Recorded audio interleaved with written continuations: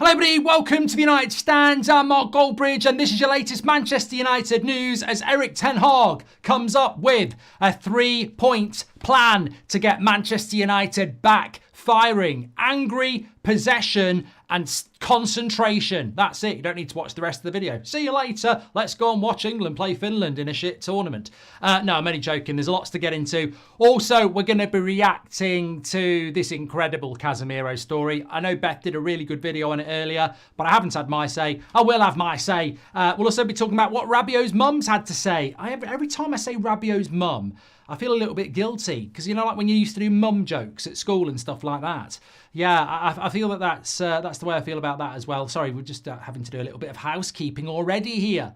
Yeah, I'm aware of people doing videos and TikToks about me. Check the rest of their videos and TikToks and see how many views they get. See how many views they get when they talk about me. So yeah, they can't stand me. I'm fake, this, that and the other. But they love making their own growth off me, don't they? Yeah. What are you going to do for content if I stop? Simple. Nothing. You need me to grow. Keep doing it. Right, let's go. And that was mainly aimed at the Prats who tune in with silly little comments. You could be watching England play Finland. Right, let's get into the show. Lots to get into. We're going to be talking about Ten Hag's 3-point plan. This is coming in from Chris Wheeler, who says that Ten Hag wants Man United to be more angry, better in possession, and also wants Manchester United to learn from their mistakes. Will that be enough? It's Wednesday tomorrow. We've got our preview at 2 o'clock for the Southampton game. We're playing Saturday lunchtime. Well, will it be enough? We'll talk about that. Oh, just before I get into all that, though, I've just realised I've got my Boohoo Man jacket on for a reason. Scan the QR code or go through the link in the description. I've got a bit of trivia for you. But more importantly, Boohoo Man is giving away that £800 voucher to one lucky United Stand viewer. To enter, simply scan that QR code or click the link in the description, enter the competition, and you could be spending £800 at Boohoo Man.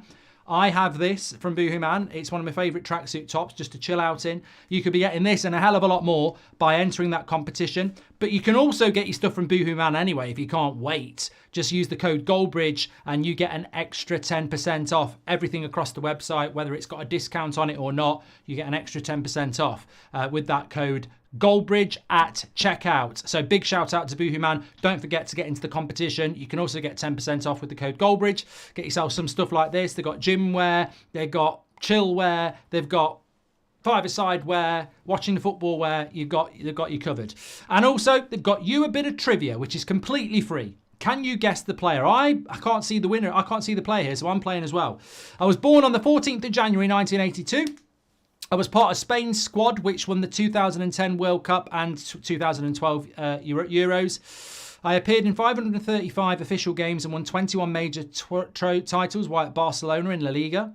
I joined Man United in January 2015. I made only 2 appearances for the club. I am regarded as one of Barcelona's best ever goalkeepers. Of course, I know who it is now. I was thinking Juan Mata, because there's a lot been going on about Mata today. Was it his birthday or something? But it is, of course, I just said, you know what? I would have said Sergio Romero, and that's not who I was thinking of.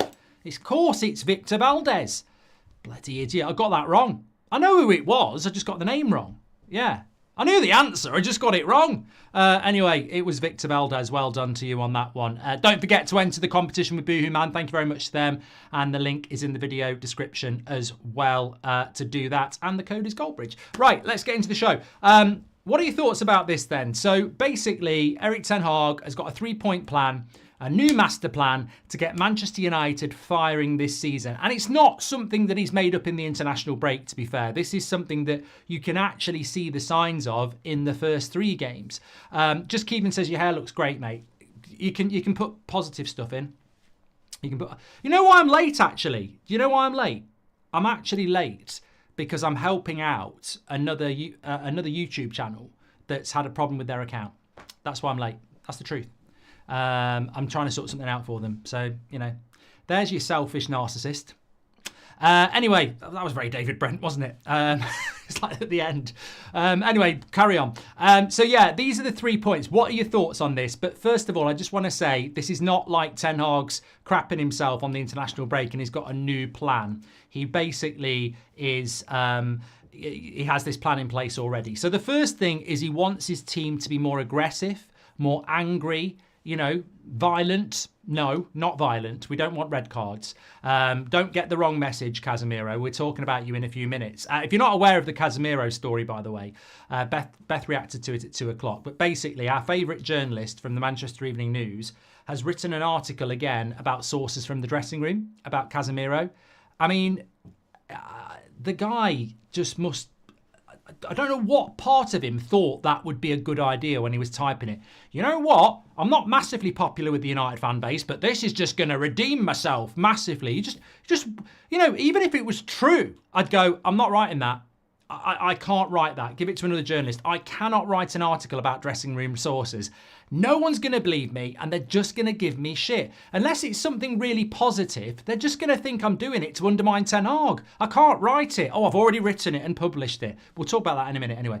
The aggression is point 1 of the master plan for Ten Hag. He wants Manchester United to be more aggressive.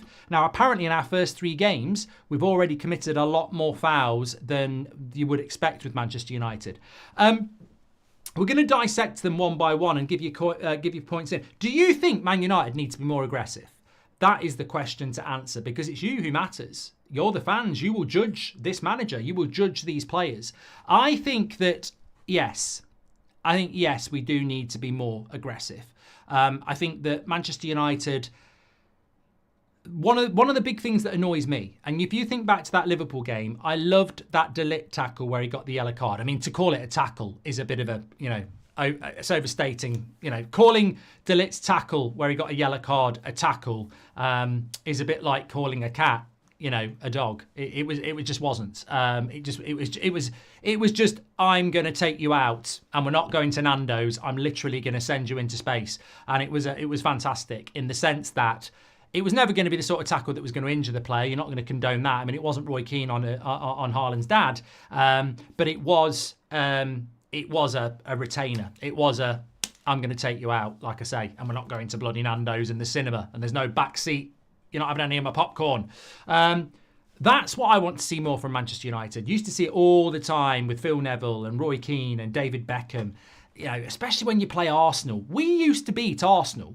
If anyone's like sort of my age or older, we used to beat Arsenal's Wenger by fighting them and then playing football. We would never go toe-to-toe with Arsenal and Wenger in a you play, we play. We always made it physical as well. And look, we went to Highbury, that famous Roy Keane and Vieira in the tunnel.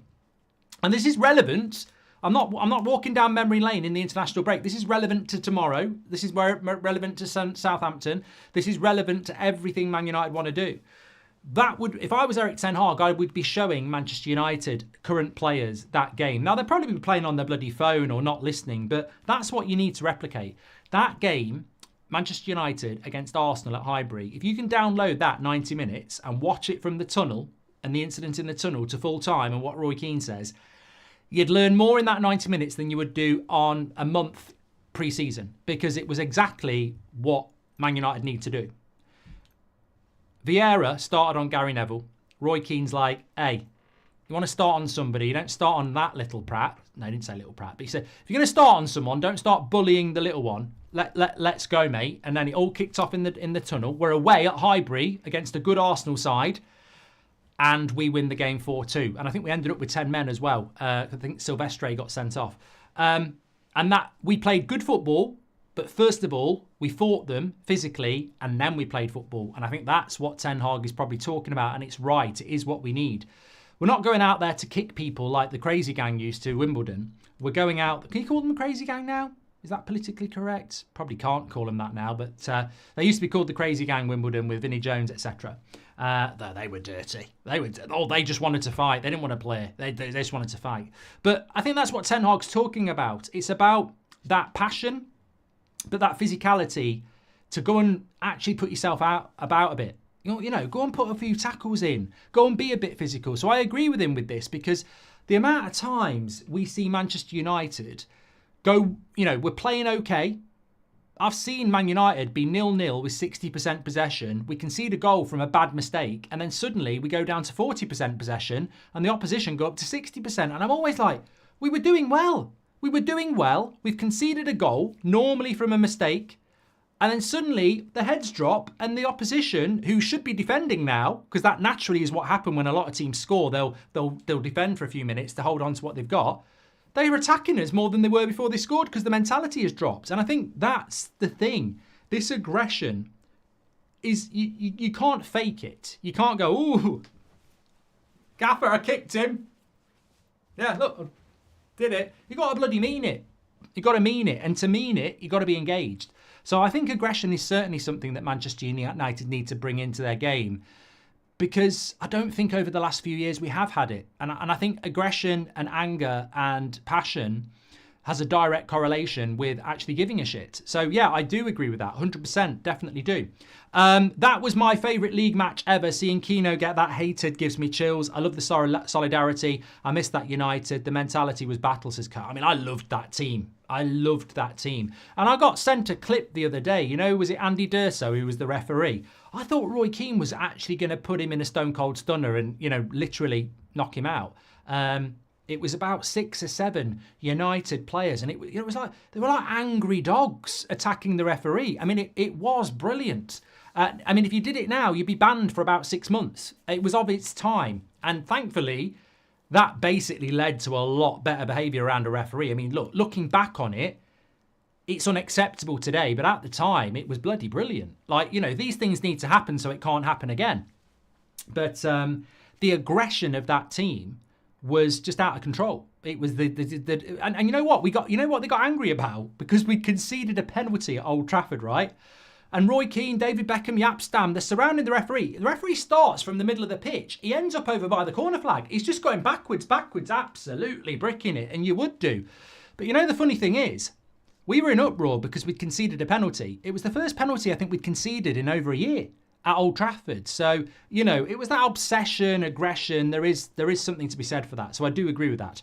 Rashford videos worried me. He'd rather pay his own coaches than use the United ones, says Barrel. Look, I said that this morning. You know what? It's Manchester United's decision. I'm not saying that Rashford or Bruno or anybody else is wrong to use these private coaches. I just find it really weird that we pay so much money to these players. They're told what to eat. They're told when to go to bed. And that's very hard to police. But then in their spare time, they're going off doing stuff with other coaches. And trust me, you can get a player who comes back from injury and in their first training session, they overexert themselves because they want to prove that they're ready for the weekend and they get injured. So, and that's under your control. What players are doing in their own time with other private coaches, I find it mad. I really, really do. I find it absolutely mad that Man United let their players go and train privately with other coaches. And I've got nothing against the private coaches. They do great jobs. You know, I know some of them, and there's loads of them around the country, and they're absolutely brilliant. But we're a club that's moaning about fitness, physios, injuries, medical department. How can Sir David Brailsford create what he had with the cycling, elite physical mentality and conditioning, when you've got players doing extra things with other coaches? It is weird, and I don't know whether it goes on at other clubs. United need tenacity and ferocity in their game, says Ram. Rashford training boxing to use in the tunnel. I hope so. I prefer not to. I'd love to see Rashford putting it out a bit. I would. Hi, Mark. I've been working at the Cliff for the past 2 days. I even sat in Sir Alex's old office overlooking the pitch. So much history. Scott, I envy you. You should, make sure you get some pictures. Rashford videos worry me. Okay, Barrel, that was that. Are the Manchester Evening News owned by the City Group, i.e. Looker, says Terence? Last time I checked, the Manchester Evening News is owned by Reach, massive media organisation who own a lot of local papers. I don't know. Hope you're well, Mark, says Scott. Thank you very much. Hope you are as well, Scott. And Taz says, if Ten Hag was at Real Madrid, he'd be gone by now. Well, he's not at Real Madrid, is he? So what's the relevance of that? Kieran says, you get a lot of unfair hate, Mark, but respect and more life to you, Mark. You're an honest guy. Are you sure it's not Nanny? Thank you, Kieran. Look, I choose not to react to a lot of stuff, but I can do it in a broad stroke. And trust me, most of the people who talk about me probably have barely sat in a room with me or had a conversation with me. And that's the bottom line. And also, it's in their interest to lie. It's in their interest to spread shit. even the people that haven't met me and do videos about me, it's in their interests to talk about me because they know people are interested in the United Stand. They're interested in what we do and they know they're going to get views off it. I would say to them, go and do what I used to do. Go and create content about something that you care about and you're passionate about and stop using somebody else to grow. Because what happens when I stop doing this? What are you going to do then? You're going to fill your void. You're going to have to try and find somebody else to go for, aren't you? Because I've seen your TikToks and I've seen your videos and I know what your spikes are. And it's always every bloody couple of days, oh, let's do another one on the United Stand or Goldbridge. It's, look, I don't mind. I don't mind. Hi, Mark. I would have sold Rashford this summer, but if he turns up this season, we will get top 4 and Ten Hag will be called a genius, says Benny Custard. I hope it happens, mate. I hope it does. United need tenacity and ferocity in their game, says Rames. Thank you. Right, let's move on to point 2 then. So point 1 is aggression. Point 2 is possession. Erik Ten Hag wants his United side to have more of the ball, be more careful with the ball when they've got it and look after the ball better. Well, yabba dabba do, call me a biscuit and dip it in your tea, because I tell you what, that to me sounds lovely. More possession and looking after the ball better is something we've probably been talking about for a very long time. And I'm doing this video later in the week. It's called On the Spot, and you can see it on the community tab. Lots of people have asked a lot of questions. Try and put me on the spot with it. Try and ask difficult questions. But a lot of people have said about the style of play. I'm not going to include it in the video because I'll just talk about it now in relation to this. A lot of people have said, what's the style of play after 3 years? And I think some people get a bit locked in on style of play. There is a style of play. You just don't like the style of play. Like, there is a style of play for Man United. When people go, I don't understand what the style of play is, you can't send 11 players out and play a pub game without some sort of instruction. What people, you're better than that. You're being too simplistic. What's the style of play after 3 years? There are many different styles of play. There isn't one definitive one, but more importantly, it's not the one you want. You're better off saying, after 3 years, I don't like the way we play under Ten Hag. It's not what I want to see. That's a valid point. That's a great point. But people who go, what's the style of play? We've won an FA Cup. We've won a Carabao Cup. We finished 3rd in the league.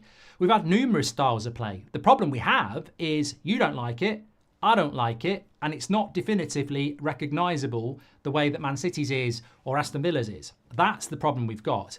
Now, if we can keep more possession, then we will see a more definitive style of play, because more possession means you've got to do something with that ball. So I think possession as part of a 3-point plan is absolutely correct. I would quite rightly say, though, and I wanted to be a little bit level-headed with this, I would quite rightly say why we're looking at this in 3 years.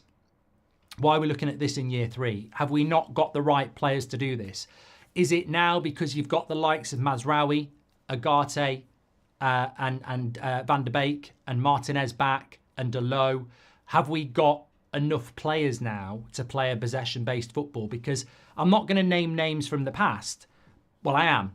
I don't particularly think, even though he played for Real Madrid, I think Varane can play possession football, but I wouldn't describe Varane as Van Dijk or Sergio Ramos or, you know, a very, very or even Martinez, a very comfortable in possession centre-back who is willing to drop in deep and take the ball off the goalkeeper in, you know, tight circumstances.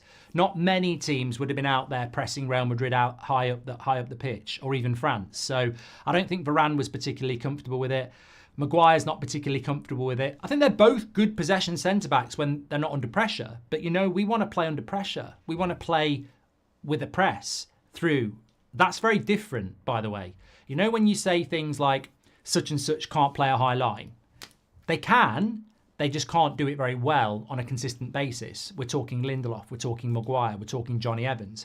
You know, when we say that people can't play out from the back, Maguire, Evans, Lindelof, Varane can play out from the back. They can take the ball off Onana when there's no pressure. They can look up and they can hit a 40-yard pass. I've seen them do it. Harry Maguire used to put it on his Instagram reels after a match. He can do that. He can run into space 20 yards, Harry Maguire. I've seen him run forward 40 metres. He can do that. That's very different to the opposition are really pegging you into your own half. Sorry for using the word pegging, but you know what I mean. They've got you pinned in the bottom half, in your bottom half, pegging. Bloody hell, what's going on here? They've got you pinned in your own half, right? Onana's got the ball. he's a play out from the back goalkeeper. He looks to Martinez. He gives Martinez. There's players of the opposition within 5 metres of Martinez. He'll still take the ball. He'll still take the ball because he's confident enough that if he's in real trouble, he'll just pass it back to Onana. But he'll also be scanning to go, right, body turn, I'm into space, or there's a pass into Shaw, or there's a pass somewhere else. That's playing out from the back. So that's possession. If Onana kicks that ball long, you probably lose the ball. And that's the thing that we're trying to do here. Because when you're being pressed by a team that knows how to press, whether it's Liverpool, whether it's Man City, whether it's Brighton or whatever, and the ball's back with your goalkeeper, if you boot it long, you're probably giving possession up. If you give it into Delot, who's under pressure, but he's confident, and Delot's good at it, he's confident of keeping that possession in, a situation where he's under a press, then you'll keep possession. Varane, Maguire, Lindelof, they're not great at this. So possession this season does need to go up. I have seen glimpses against Fulham and Brighton, not really against Liverpool, it was shit. But it has got to go up. To the people who say why we're only doing it in year 3, the only excuse can be because we've now got more players to do it. I mean, last season, you're not going to do it with Maguire and Evans and Lindelof as your centre-backs. We've got more players now. You've got Martinez back, who's like a new signing. You've got De Ligt. You've got Mazraoui. You've got Delot. If Shaw comes back, he can do it. You've got 5 defenders who can take the ball under pressure now. And you've got a ball-playing goalkeeper. You've got Agate, who is very good at retention of the ball. So, maybe we will get more possession now because we've got better players. But I'm 100% on board with that. And then the third point is cutting out, it's positional awareness. And apparently Erik Ten Hag has been showing players videos of where their positional awareness is costing goals and mistakes. Well, again, this is not rocket science. I mean, bloody hell, how many times did it happen last year? But more scarily, if this 3-point plan has been brought in for this season, more aggression. I have seen a bit more aggression, to be fair. A little bit. I'll put my hand up, I have. More possession, yes. I have seen a bit more possession again. There are signs of life on that one. But positional awareness, bloody hell. I mean, if we're meant to be better at positional awareness, I mean, bloody hell. It can be shown in videos, but they're still doing it. Brighton, winning goal, back post. Brighton, 2 crosses into the box, first goal. Welbeck's free header onto the bar. 3 or 4 occasions against Brighton where our positional awareness is absolutely shocking. And then Liverpool, every single goal. Casemiro's just obviously messed up with that on 2, Maino on another. So, that carelessness with the ball, possession, positional awareness, these are obvious areas to improve, but it needs to improve now. It can't be just a plan. It can't just be it's a need to have. It's a need to happen. It can't be a desire. It's got to happen. Wilson says, Mark, you're a lovely chap. Thanks for creating United Stands. You make my bad days better. Slam dunk the mainstream. You have precise views on those adored pundits. Thank you very much, Wilson. Sir Alex Ferguson had control in the city. If players went clubbing, he knew. Why doesn't Erik Ten Hag have the same discipline and control in the city? Erik Ten Hag still in. Well, different times, Arash, now. Different times now. I mean, yeah, different times, I suppose. Sir Alex Ferguson, Jay says, this is a brilliant show. I'm bloody loving it. Great, Jay. I'm glad to hear that. Will your opinion change if we lose this Saturday against the coach? Surely needs to go if that's the case. I've had enough of the season already, says Olmo. Look, we've got our preview coming out tomorrow. I mean, obviously I'll talk about it more there, but I've already said it this morning. The scary thing about Saturday is that at 3 o'clock we'll know the answer. We'll either have won the game and be moving forward, hopefully. If we draw the game, it's not as bad as losing, but it will be a meltdown. And if we lose the game, it will be, nuclear. Look, when you lose 2 of your first 3 games, you put yourself on thin ice. We've said this before. You're sacking yourself. You're putting yourself on thin ice. I can't pretend that absence doesn't make the heart grow fonder in this one. It's not just because we've had 2 weeks off doesn't mean it's a reset. We've lost 2 of our first 3 games. It's a really shit start. We've got to win on the weekend. Absolutely. And Jason, I was going to read your comment out, but and I do read the comments out, but I don't really know what your point is. Go and watch England. Get a life. United fans will turn... It's been very toxic and horrible. United fans will turn on Manu. This sad history, says Nagard. No, we won't. No, we won't. We won't turn on Manu. We will not turn on Manu. I don't sense that at all. I think the media might turn on Manu. I don't see Man United fans turning on Manu. Pressing is great, says Jose. Transition is bad. Noticed we win the ball high up, then pass it slowly back. Nothing wrong with regrouping, but seems too sluggish. Pass should be quicker, forward, more give and go, says Jose. You know what? Just I want to talk about this Casemiro thing. But you know what? Playing out from the back, aggression, possession, better positional awareness, they're all great and they're all required. But let's imagine a scenario, which is probably a blueprint of what Ten Hag wants to do. And tell me when the problem occurs, right? Get in the chat and say now, right? Some of you are going to just say now. But balls with Onana, opposition press. Ball goes into Martinez. Possession retained because he can do that. Gives the ball into Dalot at left back. Dalot retains the ball because he can do that. Diagonal forward ball into Agate, who can retain the ball. Little simple pass into Bruno. Now, that's the problem. That's where the problem happens. I can see a situation where we'll get better. I can see a situation where we get battered as well. But I can see a situation where we get better at playing out from the back with players that are capable of doing it. But as soon as that ball goes into Bruno, and then you're into the final third scenario. So you've done that whole play through the press. Now you're into the positions where you want to create your chance. That's where the problem comes. And Bruno Fernandes is not the problem, by the way, but that's where the problem occurs. Because now you're into the final third. Now, we can talk about possession and pressing and, conceding goals and switching off and all those valid points. But I said this in the summer. You solve 2 or 3 problems at United, and then you've got another 6 or 7 to solve because we've got a lot of problems. So even if you solve the ability to play out from the back and defend better, etc., you're now moving to the final third where we don't create enough chances for the last 7 years. This predates Ten Hag. Cristiano Ronaldo was in a graveyard shift. Edison Cavani was in a graveyard shift. It's been a graveyard shift for years because we don't create chances.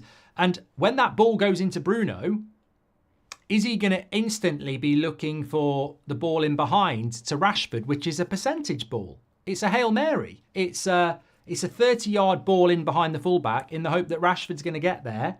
And even if he does, what's he going to do with it? Is that, so I think what we do in the final third has to improve as well. And I think the fundamentals of the 3-point plan have to continue. Mainly possession. When we get possession in the final third, we need to keep it and use it better to create better chances. So that becomes the problem then. Even if you solve the ability to play out from the back, keep more possession. As soon as you hit Bruno Fernandes, who's the creator, we've got to stop with this Hollywood pass. Oh, try and get it in over the top. Because, well, a lot of people don't think Rashford's got the pace to do it anymore. I certainly don't think Ahmad's that type of player. I think Ahmad wants it into feet. I think Garnacho wants it into feet. And I think we've got to get the ball into feet to Rashford more as well. We saw against Liverpool, Rashford put 2 crosses in that we should have scored. So that's something we need to do in the final third as well. I'd like to see us start scoring some good goals instead of scoring goals that are counter-attacking or 30-yard shots. What do you think of Antonio Nusa, creative winger? He has a great reputation, Martin. I think Nusa, Hato, there's a couple of lads from South America as well. I was reading an article about 2 weeks ago. Exciting players. That Rooney lad who we played against last year as well. But there's always going to be players. We've got to be looking at these players though. We've got to be getting hold of these players early. United fans will turn on... We've done that from... Okay. Right, let me talk to you about this Casemiro story because I feel that tonight's show is just going to go very, very quickly. But new season too early, says Ben. Yep, Garnacho is not a ball-to-feet player. He likes to run, says Marvin AM. I disagree, Marvin. With all due respect, Marvin's been with the show for a long time and sometimes comes out with very good points and sometimes comes out with things I disagree with, which is probably what people think about me. So this is perfect. I don't think Garnacho is a ball-behind player. I think Garnacho is a ball-into-feet player. I think Garnacho, you're quite right, is a good player when he's got the ball into feet and he's got space to run into. but you still got to get the ball into his feet. I don't think Garnacho's, prime Rashford, ball over the top, straight sprint, he's in, flair, fire, quick. I think Garnacho, get the ball into his feet with the space to run into. That's what I'm talking about. When Rashford gets the ball and there's no space to run, he slows the play so much and passes back to the fullback. Well, this is why he needs a fullback who can overlap as well, Kieran. I mean, this is on the absence of Luke Shaw, certainly.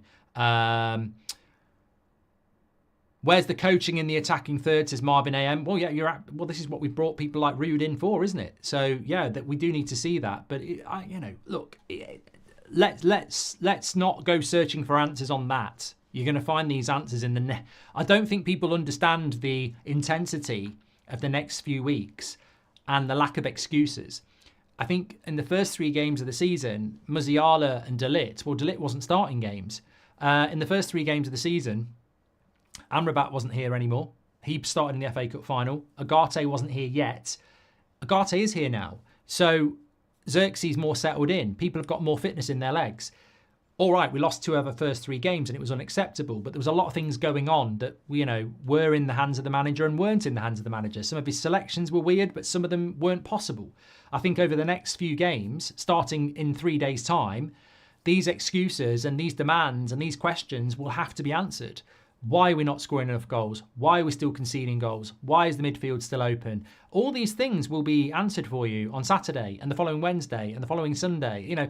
We've got such a massive amount of games coming up now where essentially there is nowhere to hide.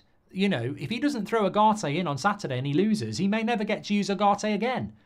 That sounds very profound and sensationalist, but if he doesn't use Agate at the weekend and he benches Garnacho at the weekend and we lose, then he may never get to use those players again. So what are you waiting to use them for? On the other hand, if he doesn't use Agate and Garnacho and he wins, he will be justified to do what he wants to do in the next game. But that's the ice he's on at the moment. It is quite thin.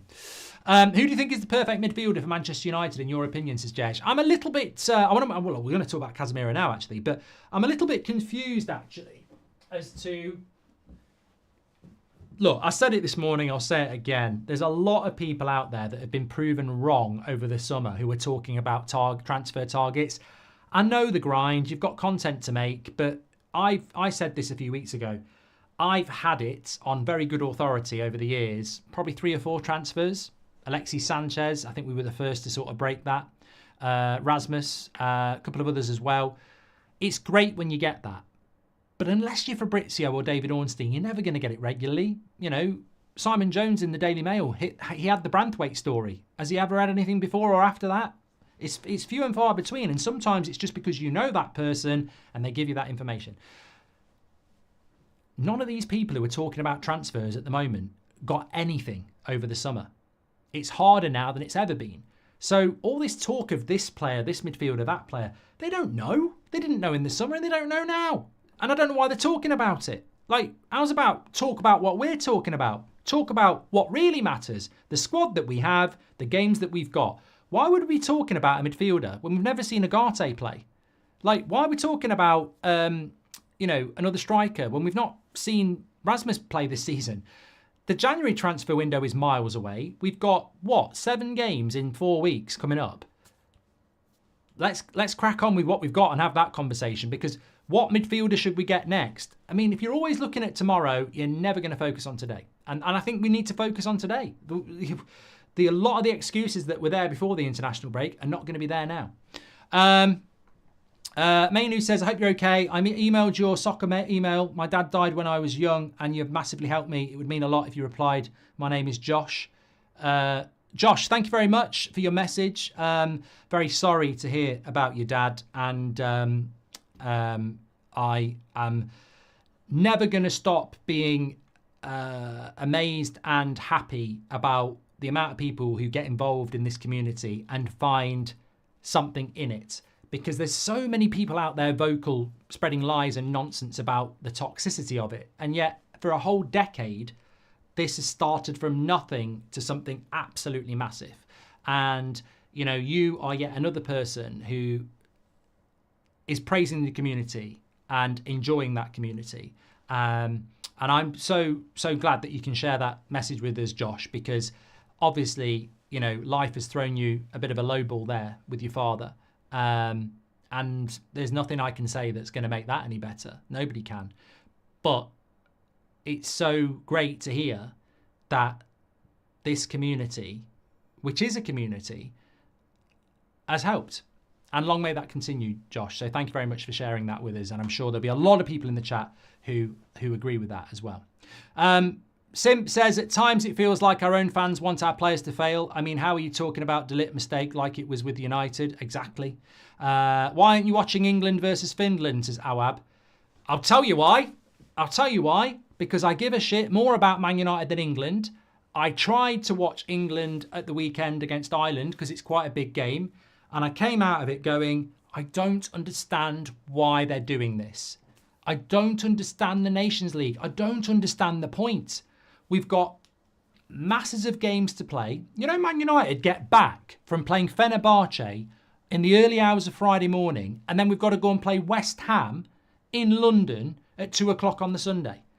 The footballing calendar is already ridiculous.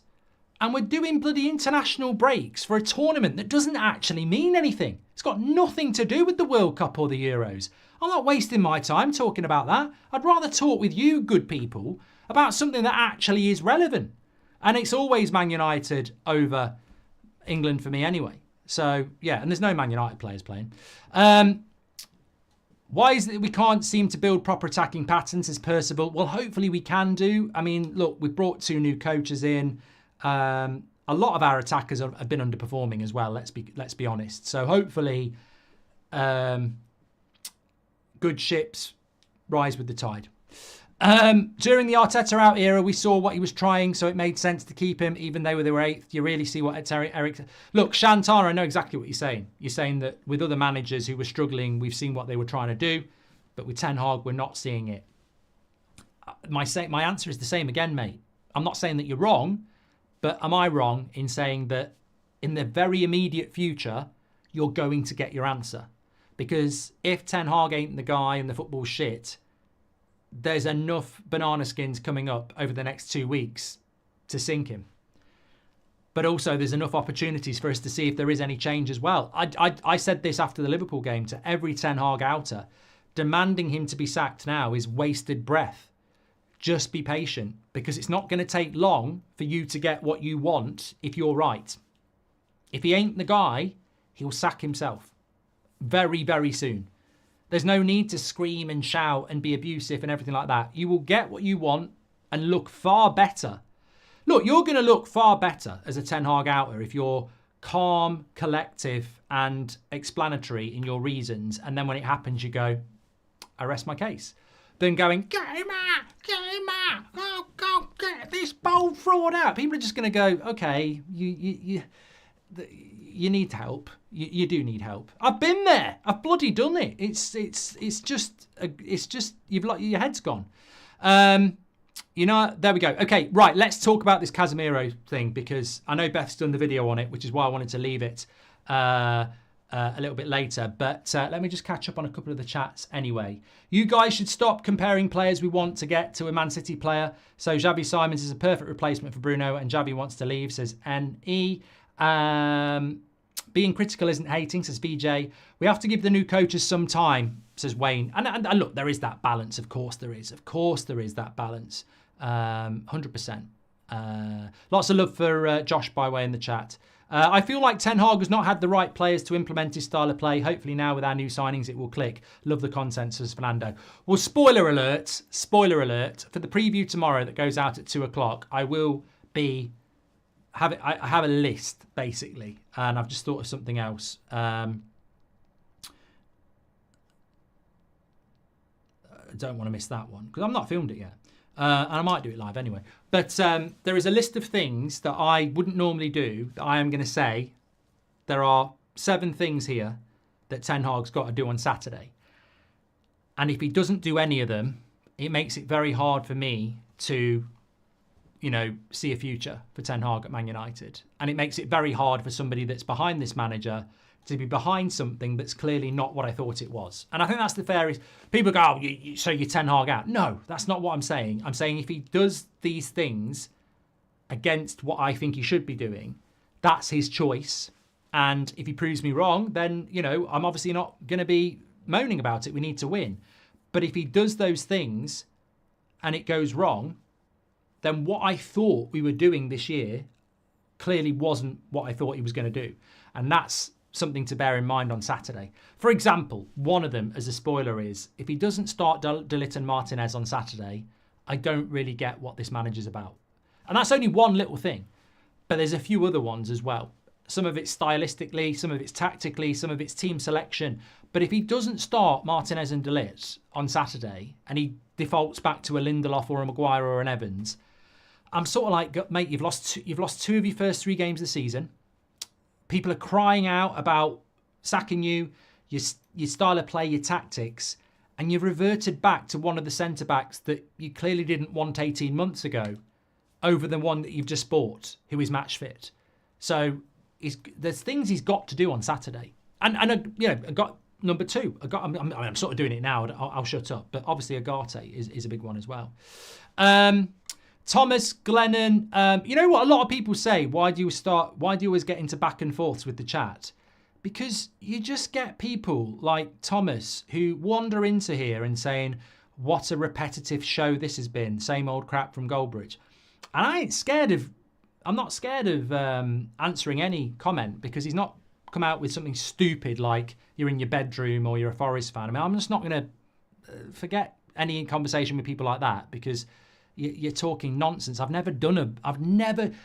about this room looks like it's a fucking bedroom for a start? Can you see a bed? Can you see any porn? It's not a bloody bedroom, is it? I've never done it in a bedroom.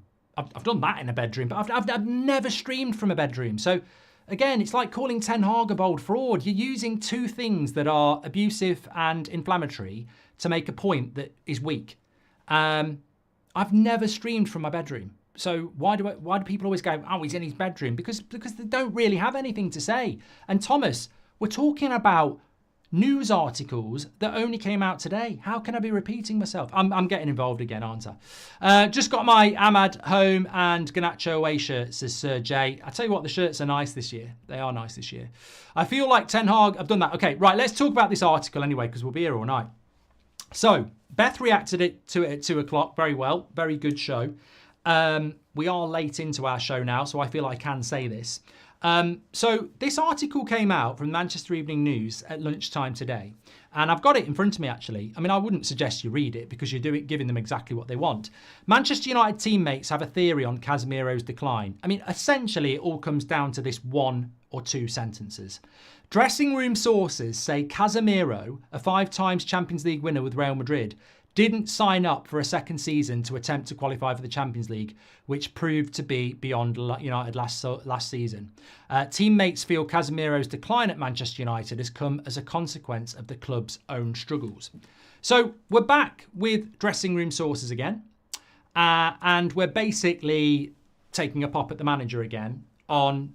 I mean, look, when this came out, I thought it was parody.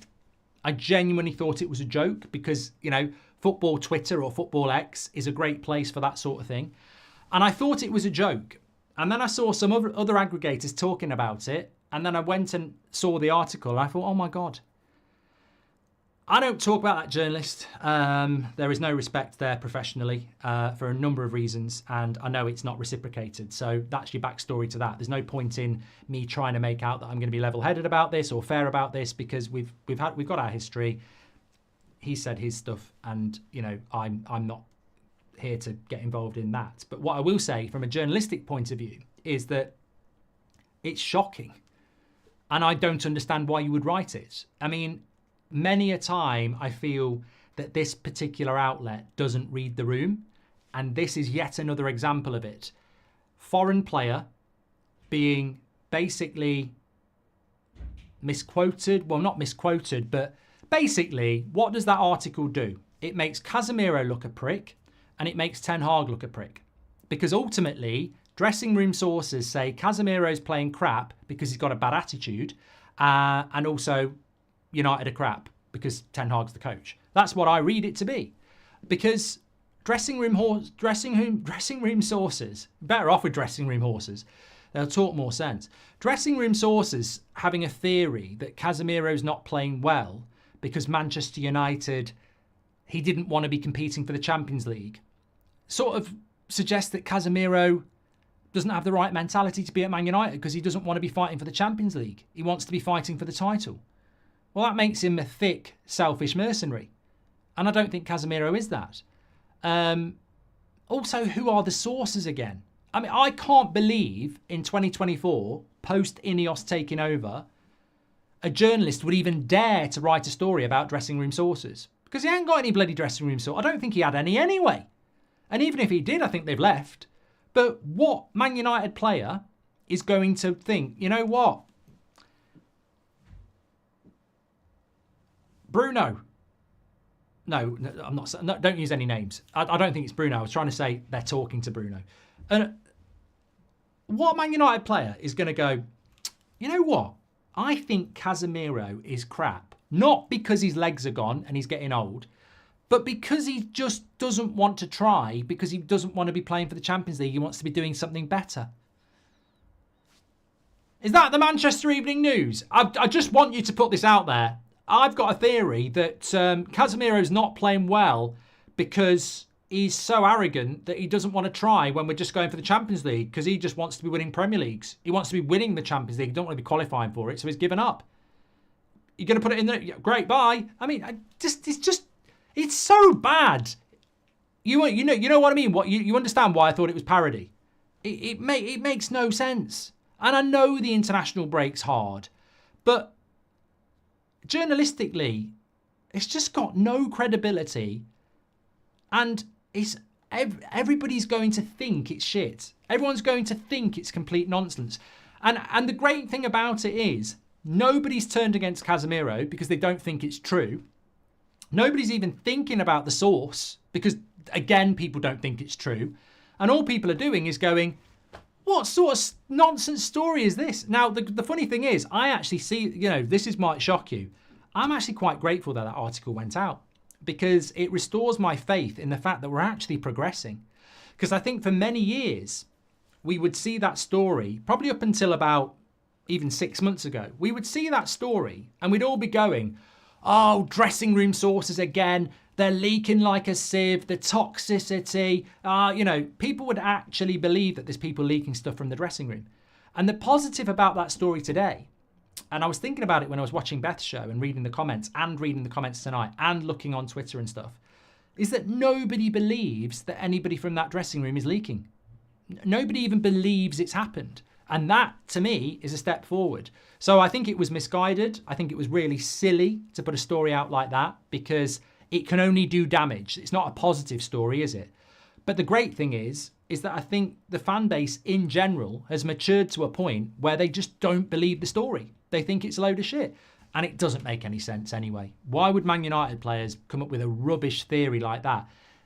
If a Man United player said, if the story said, dressing room sources are annoyed with Casemiro because of his performances recently, but they don't really think it's anything to do with effort. It's just to do with the fact that he can't cut it anymore.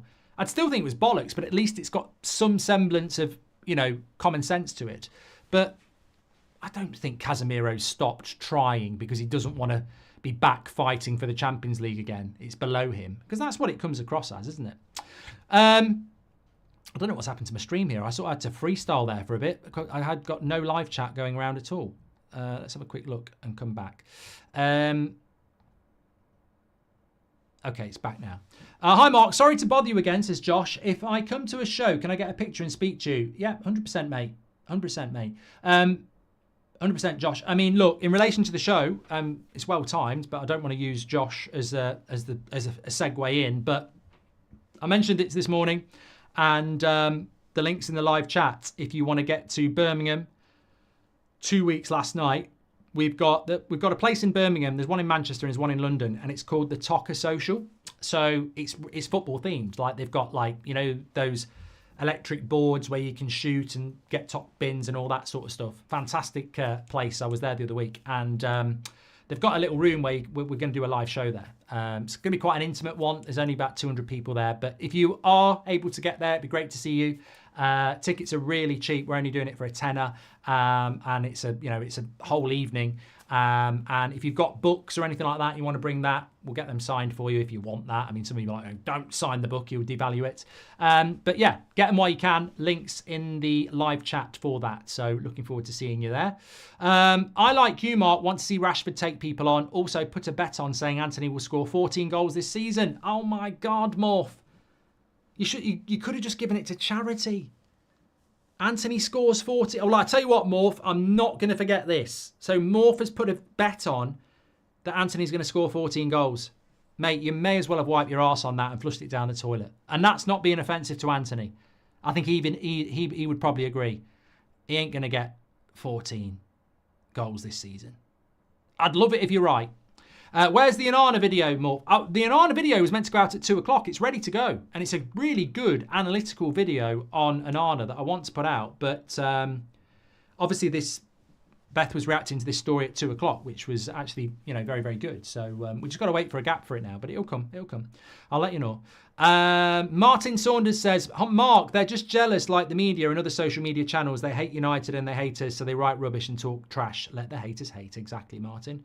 Love your bedroom, Mark, says Gareth Southgate. I'd never let you in it. There we go, Sir Jay. Thank you very much. I love this chat. I just love football banter. 1997 says, 14 goals. He might not get 14 minutes. Boom! Drop that mic. That was good. That gets it. That gets good.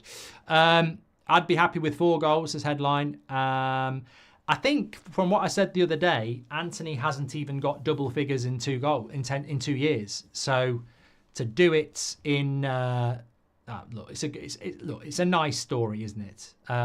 Joshua says, are you going to do career mode? You know what? This afternoon, I've been so busy over the summer. And I've actually, for the first time in a long time, had about 3 hours today where something got cancelled. So I actually got to catch up on a lot of stuff, planning some stuff out, working on this show in a couple of weeks. But yes, we've actually started designing the thumbnails and everything. So career mode, Man United. I wasn't sure whether I was going to do it. I can't wait now. I'm really excited to do it. So I think it starts a week on Friday. I think we'll be starting it a week on Friday. So yeah, very, very good. A lot of people obviously watching England. Respect. I just don't find it interesting. I do not find it interesting at all. Fair play. I really don't. I don't get it. I don't really get it anyway, but I don't get why we have to have this first international break. It should be binned off. Keep the October one, keep the November one, but the first one, after 3 games, it sticks a pin in the momentum of the Premier League for a tournament that it doesn't mean anything. And the shit that England are playing as well. It's just so bad. International football is half interesting when you get England against Spain or France or the Netherlands in a competitive environment.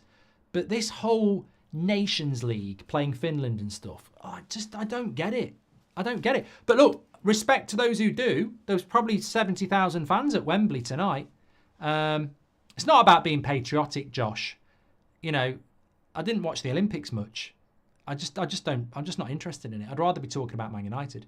Shahin says, look, Hurst vibe is like my classmate who used to remind me teacher the homeworks. Like everyone hated him for being annoying, but he was always there.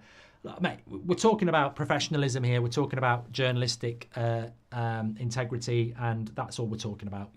It should never be made personal. God, I'm witness to that as to how people can just get into your private life and spread lies about you. It's incredible. So I'm not up for any of that. But I thought the article today was just incredible, and I don't know where your judgment is. I mean, regardless of what I think about the person and the outlet journalistically, I would say don't write it. You're just going to cause yourself a load of shit. No one's going to believe you, and don't ever. I would send this message to any Man United journalist, whether they like us or not, as a personal favour that is full of, helping you out. Don't write an article that's got dressing room sources in it. It's a big, big no. United fans are fed up of it. We're fed up of it. even if it's true, write it in a different way. Don't write dressing room sources, because it basically means you're talking bollocks. Or if you're not talking bollocks, which most people think you are sabotaging our football club by speaking to somebody who's sabotaging our football club and putting it out to the public to sabotage our football club. And that's what that is. And that's why United fans don't like it. Look, if it's dressing room sources in a positive way, sometimes it can be true because the club don't mind that. The club don't mind club sources if it's something that's true or positive.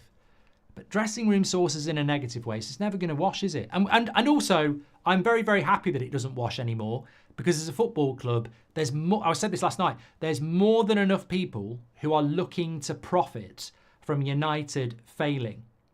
And we don't need to be that as fans. We don't. And somebody will jump in straight away and go, well, that's what you do. If you want to sit down one day, I'll do it on my channel. I'll explain how I make a living.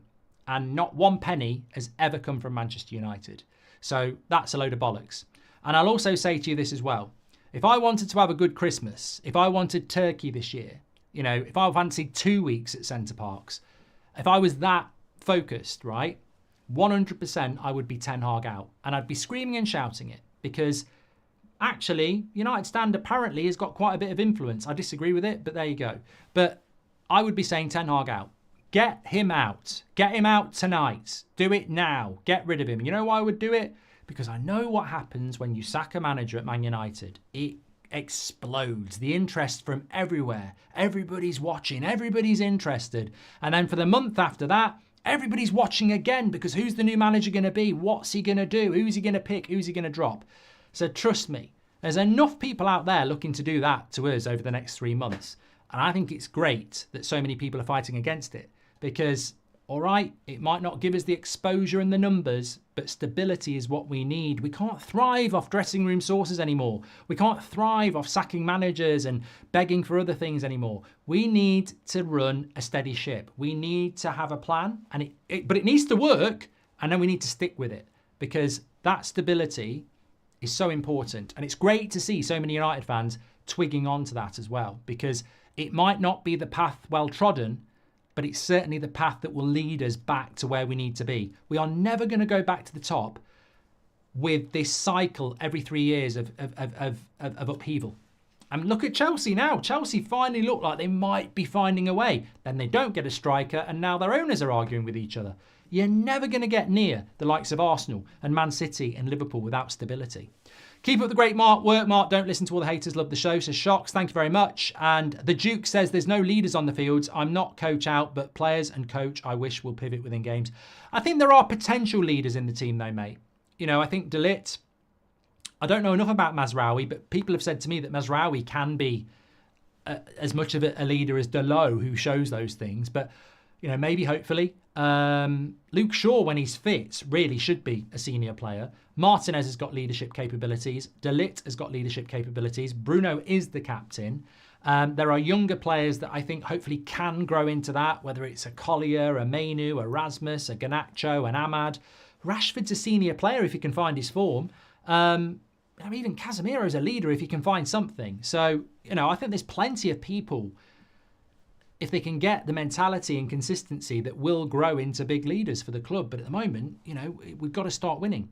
Do you think anyone would crack the Manchester United code? Many have tried. Well, but this is what it is, Constantine, isn't it? If we don't crack it, I've always said, for every manager that you sack, the new manager comes in and looks at a bigger pile of shit. Because if you think about it, when Mourinho came in and looked behind him, he's got Van Gaal's shit there. And then Mourinho gets sacked, and Ollie looks behind him, and he's got Van Gaal's shit, Mourinho's shit. And then Ten Hag comes in, and he's still got some Van Gaal shit, some Mourinho shit, some Ollie shit. And then Ten Hag gets sacked, and this is the thing. Ineos have tried to get rid of some players, but we've over every year that we've got rid of managers, we haven't got rid of their shit. And it becomes a harder job. It's that jigsaw, isn't it? You've got loads of pieces, but you can't build a picture because they're from 4 different jigsaws. That's the best analogy about the rebuild at United. Until and it has to be Ineos this time, until they create the pieces to create a picture, we'll never complete the jigsaw. And at the moment, even now, we've still got a load of pieces that we don't know whether they make a picture because they might still be part of other jigsaws. Thanks everyone for watching. Absolute legends. Don't forget to check Boohoo Man out, 10% off, and they've got that £800 voucher that one of you will win exclusively through the United Stand. And don't forget as well, our live show in a couple of weeks. It probably will be our only live show this year. There is going to be a 10-year anniversary show, but I don't know whether we're going to get it done before Christmas now, so it might actually be in January. So if you want to be at a live show this year, get yourself to Birmingham Tocker football event. We're going to be there in 2 weeks' time. It's going to be a great show and really looking forward to it. So get them while you can, because they will go quick. There's only going to be 200. Take care, everyone. Fantastic show tonight. Much better than watching international football. Much, much better. Speak to you in a bit.